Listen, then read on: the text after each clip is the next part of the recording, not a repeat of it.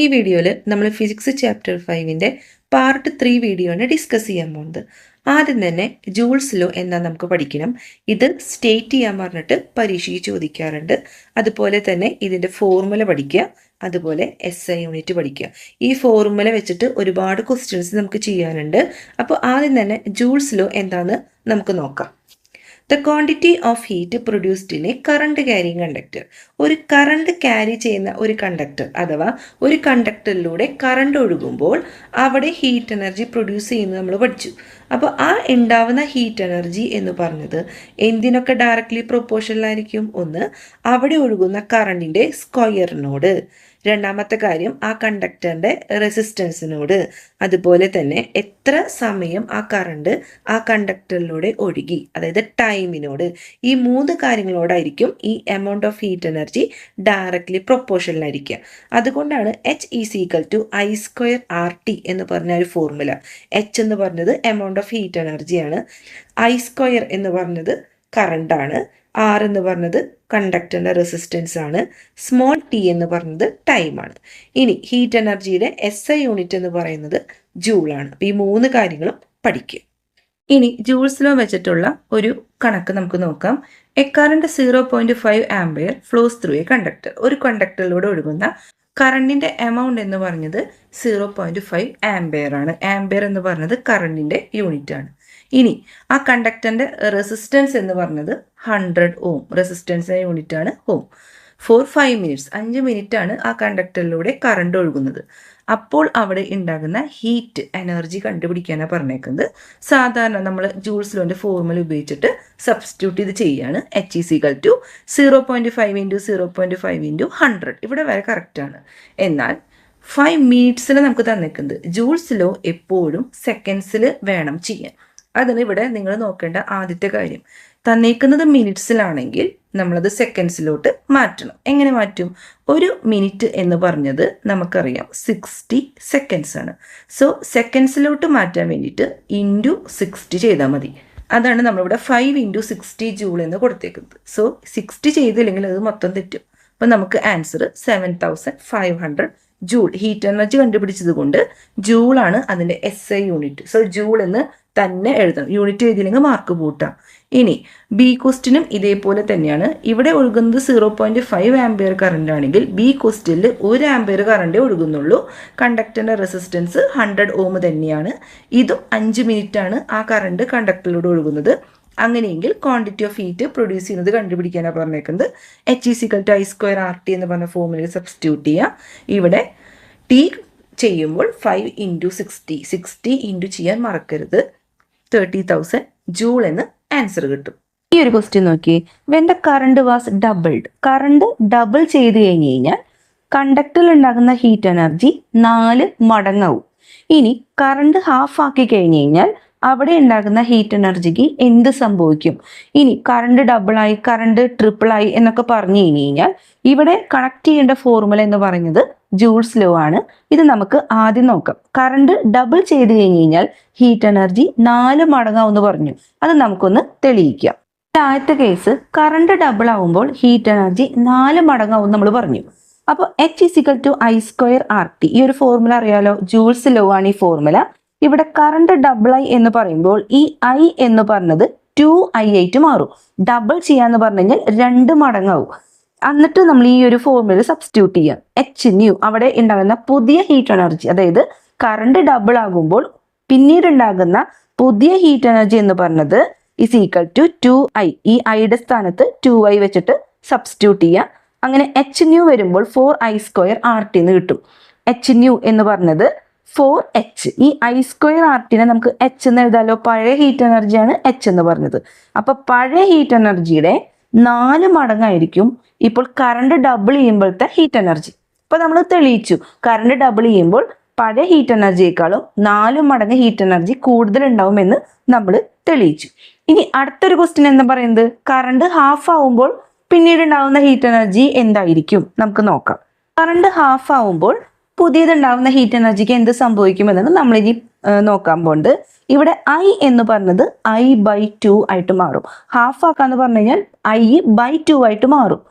ഇനി സബ്സ്റ്റിറ്റ്യൂട്ട് ചെയ്യുക, ഈ ഒരു സ്റ്റാൻഡേർഡ് ഫോർമുല സബ്സ്റ്റിറ്റ്യൂട്ട് ചെയ്യുമ്പോൾ I/2² ഇൻറ്റു RT എന്ന് വരും. അവിടെ ഉണ്ടാകുന്ന പുതിയ ഹീറ്റ് എനർജി എന്ന് പറഞ്ഞത് I²RT/4. ഈ 1/4 പുറത്തേക്ക് എടുത്ത് ഈ I²RT നമുക്ക് H എന്ന് എഴുതാം. അപ്പൊ Hν എന്ന് പറഞ്ഞത് 1/4H ആണ്. അതായത് കറണ്ട് ഹാഫ് ആകുമ്പോൾ, ഈ ഒരു സന്ദർഭത്തിൽ കറണ്ട് ഹാഫ് ആകുമ്പോൾ ഹീറ്റ് എനർജി എന്ന് പറഞ്ഞത് 1/4 ആയിട്ട് മാറും. അപ്പോൾ നമുക്കറിയാം ഇവിടുത്തെ ആൻസർ എന്ന് പറഞ്ഞത് കറണ്ട് ഹാഫ് ആകുമ്പോൾ ഹീറ്റ് എനർജി എന്തായിട്ട് മാറും എന്ന് പറഞ്ഞേക്കുന്നത് ക്വാർട്ടേർഡ് 1/4 ആയിട്ട് മാറും. ഇനി ഇവിടെ കറണ്ട് ഡബിൾ ചെയ്തു എന്ന് പറയുമ്പോഴാണ് I 2I ആയിട്ട് മാറുന്നത്. ഇനി അത് ത്രൈസായി, കറണ്ട് ത്രൈസായി എന്ന് പറഞ്ഞു കഴിഞ്ഞാൽ 3I ആയിട്ട് മാറ്റണം.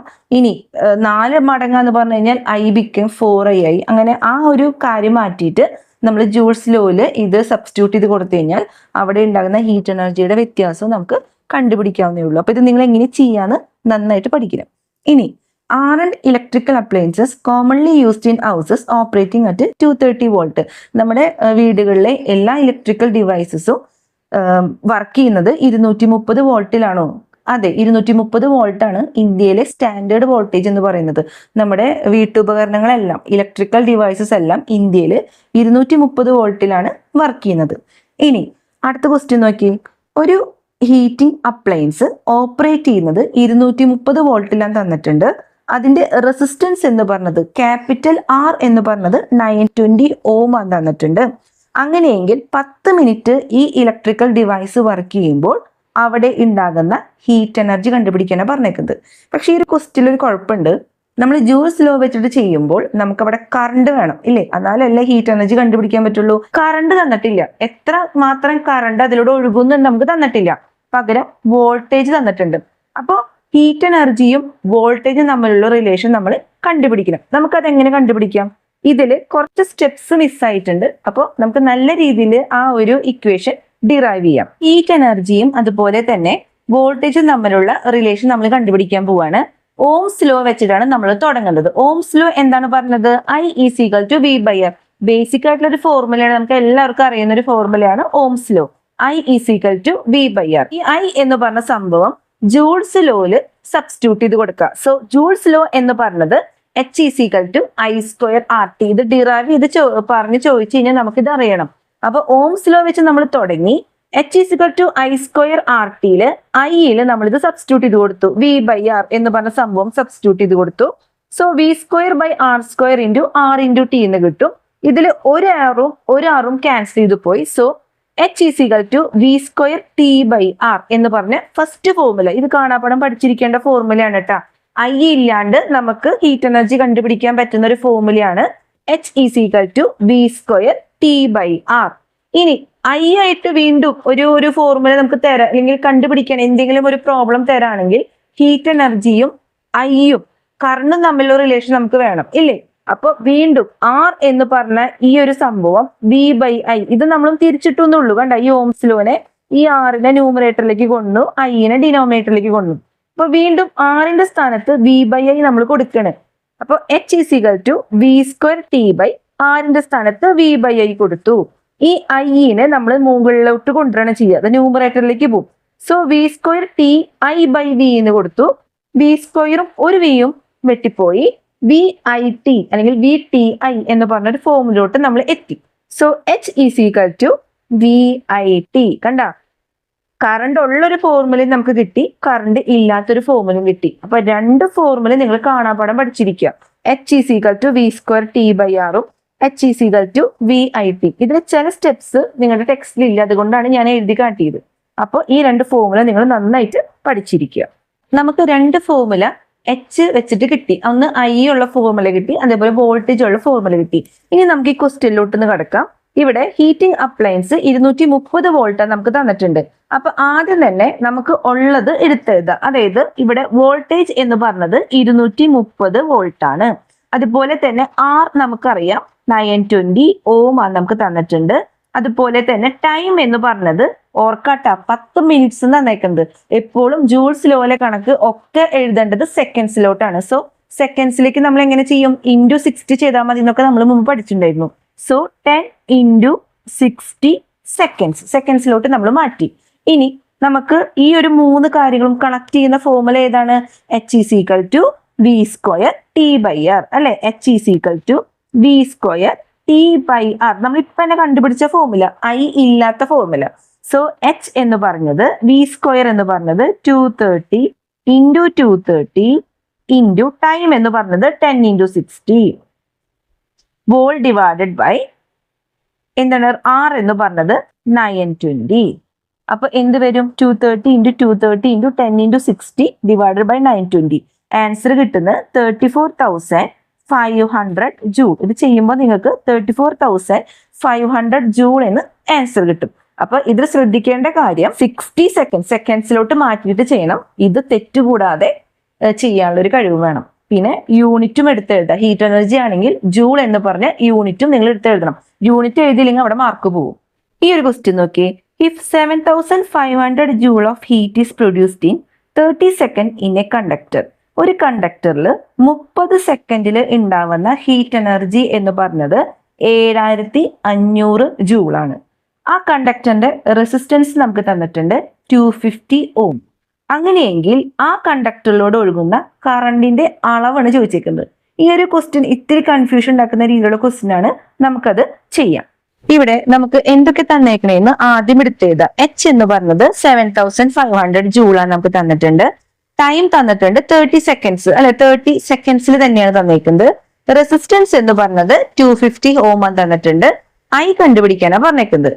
അപ്പോൾ സാധാരണ ജൂൾസ് ലോയിൽ നമ്മൾ സബ്സ്റ്റിറ്റ്യൂട്ട് ചെയ്ത്, ഇവിടെ വോൾട്ടേജിന്റെ കാര്യമൊന്നും പറഞ്ഞിട്ടില്ല. സോ സാധാരണ ജൂൾസിന്റെ standard formula H is equal to I square RT. ഇതില് I കണ്ടുപിടിക്കാനാണ് പറഞ്ഞേക്കുന്നത്. സോ ഐനെ ഇവിടെ നിർത്തിയിട്ട്, I square ഇവിടെ നിർത്തിയിട്ട് RTനെ ഈക്വന്റെ അപ്പുറത്തേക്ക് കൊണ്ടുവരുമ്പോൾ അത് ഡിനോമിനേറ്ററിലായിട്ട് മാറും. ഇനി I എന്ന് പറഞ്ഞത് √H/R × T. ഇതൊക്കെ നിങ്ങൾക്ക് ബേസിക് ആയിട്ടുള്ള ഒരു കാര്യങ്ങളാണ്. I കണ്ടുപിടിക്കാനാണെങ്കിൽ ഐനെ ഇവിടെ നിർത്തിയിട്ട് ഒരു ഭാഗത്ത് നിർത്തിയിട്ട് ബാക്കി എല്ലാത്തിനെയും അടുത്ത ഈക്വന്റെ അപ്പുറത്തേക്ക് കൊണ്ടുപോവുക. ഇനി നമ്മൾ തിരിച്ചെഴുതി I is equal to H √H/R × T. ഇനി നമ്മൾ സബ്സ്റ്റിറ്റ്യൂട്ട് ചെയ്ത് കൊടുത്തു വാല്യൂസ്. റൂട്ടിന്റെ ഉള്ളിൽ H 7,500 ഡിവൈഡഡ് ബൈ 250 × 30. വെട്ടിച്ചെറുതാക്കുമ്പോൾ 75, 25 ഒക്കെ വെട്ടിച്ചെറുതാക്കുമ്പോൾ നമുക്ക് √1ന്റെ ആൻസർ എന്ന് പറഞ്ഞത് 1 തന്നെയാണ്. സോ 1 ആംപിയർ, കറണ്ടിന്റെ യൂണിറ്റ് ആംപിയർ ആയതുകൊണ്ട് 1 ആംപിയർ എന്ന് ആൻസർ കിട്ടും. ഇവിടെ മനസ്സിലാക്കേണ്ടത് ഐനെ ഒരു ഭാഗത്ത് നിർത്തി ബാക്കി എല്ലാത്തിനും ഈക്വന്റെ അപ്പുറത്തേക്ക് കൊണ്ടുപോകാൻ അറിഞ്ഞിരിക്കണം. ഈ RTനെ അടിയിലേക്ക് കൊണ്ടുവരിക, റൂട്ട് മാറ്റിക്കളയുക, സ്ക്വയർ മാറ്റുമ്പോൾ ഈ I സ്ക്വയറിന്റെ സ്ക്വയർ മാറ്റാൻ വേണ്ടിയിട്ടാണ് നമ്മളിവിടെ റൂട്ട് ഇട്ട് കൊടുത്തത്. ഇതൊക്കെ ബേസിക് ആയിട്ടുള്ള കാര്യങ്ങളാണ്. നിങ്ങൾ അറിഞ്ഞ് ഇത് പഠിച്ച് ഇതേപോലെ ക്വസ്റ്റ്യൻസ് വന്നു കഴിഞ്ഞാൽ ചെയ്യാൻ കിട്ടണം. ഈ ഒരു ക്വസ്റ്റ്യൻ നോക്കിയേ. Calculate the quantity of heat produced. ഇവിടെ കാണുമ്പോൾ തന്നെ നമുക്കറിയാം H, ക്യാപിറ്റൽ H ആണ് കണ്ടുപിടിക്കേണ്ടത്. ക്വാണ്ടിറ്റി ഓഫ് ഹീറ്റ് പ്രൊഡ്യൂസ്ഡ് ആണ് കണ്ടുപിടിക്കേണ്ടത്. If 2 ampere current flows for 10 minutes through a heating coil of a electric kettle. ഒരു ഇലക്ട്രിക് കെറ്റിലിന്റെ ഹീറ്റിംഗ് കോയിലിലൂടെ 2 ആംപിയർ കറണ്ട് 10 മിനിറ്റ് ഒഴുകുകയാണെങ്കിൽ അവിടെ ഉണ്ടാകുന്ന ഹീറ്റ് എനർജി കണ്ടുപിടിക്കാനാണ് പറഞ്ഞേക്കുന്നത്. അവിടെ ഈ കെറ്റിലിന്റെ റെസിസ്റ്റൻസ് എന്ന് പറഞ്ഞത് 100 ഓം ആണ്. അപ്പോൾ നമുക്ക് ഹീറ്റ് എനർജി കണ്ടുപിടിക്കണമെങ്കിൽ ഏത് ഫോർമുലയാണ്? സാധാരണ ജൂൾസ് ലോന്റെ formula H is equal to I square RT എന്ന് പറഞ്ഞ ഫോർമുലയിൽ നമ്മൾ സബ്സ്റ്റിറ്റ്യൂട്ട് ചെയ്യാം. നമുക്ക് നോക്കാം അതെങ്ങനെയാന്ന്. ഇവിടെ H is equal to I square RT എന്ന് പറഞ്ഞ ഫോർമുല. ഇതിൽ നമുക്ക് തന്നേക്കുന്നതൊക്കെ എടുത്തെഴുതാം. I എന്ന് പറഞ്ഞത് 2 ആംപിയർ ആയതുകൊണ്ട് 2 × 2. പരീക്ഷയ്ക്ക് നിങ്ങൾ എന്തൊക്കെ തന്നേക്കണമെങ്കിൽ അത് എടുത്തെഴുതണം. I 2 ആംപിയർ ആണ് എടുത്തെഴുതണം. ടൈം 10 മിനിറ്റ്സ് ആണ്. അതേപോലെ തന്നെ റെസിസ്റ്റൻസ് 100 ഓം ആണ് എടുത്തെഴുതണം. എന്നിട്ട് വേണം ഫോർമുല എഴുതാൻ. എന്നിട്ട് സബ്സ്റ്റിറ്റ്യൂട്ട് ചെയ്യാം. ഇൻറ്റു R എന്ന് പറഞ്ഞത് 100 ആണ്. അതുപോലെ ടൈം എന്ന് പറഞ്ഞത് 10 മിനിറ്റ്സ് ആണ്. സോ 10 × 60 ചെയ്യണം.